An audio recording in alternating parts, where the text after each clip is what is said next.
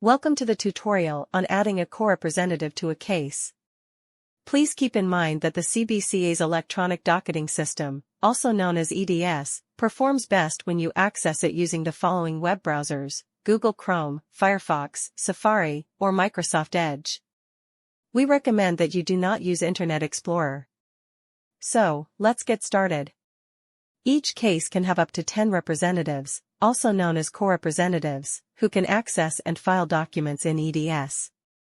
In order for a representative to access the case, they must have an EDS user account. All representatives associated with a case will appear on the case docket sheet on the Parties tab. Let's review the steps for adding a co-representative. When you log into EDS, the dashboard will appear. From the dashboard, locate the case to which you wish to add a representative. If you have multiple cases on your dashboard, you can use the Filter Records field to assist with performing a search. Once the case is located, click its CBCA number. The case docket sheet will open. Once the case docket sheet opens, click the Parties tab in the navigation pane. The Parties screen will appear. Scroll down to the Representative section. Click the Add Second Rep button. The Add Secondary Representatives dialog box will appear. In order to invite a representative to join a case, remember the invitee must have an EDS user account. When you invite a person who does not have an EDS user account, an error message will appear alerting you that the user account does not exist in EDS for the email address you submitted. If you receive this error message, click the OK button. In the Add Secondary Representatives dialog box, type the email address for the person you would like to invite to join the case. Then click the Send Invite button.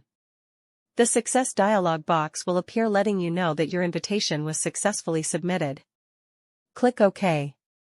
The Party screen will reappear. The EDS application will send the invitee an email asking them to join the case. The next time the invitee logs into EDS, the invitation dialog box will appear asking them to join the case by clicking either Yes or No.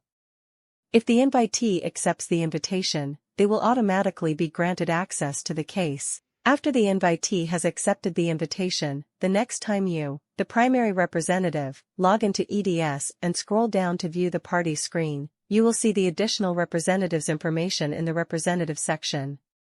You can also delete them as a representative or add additional representatives to the case.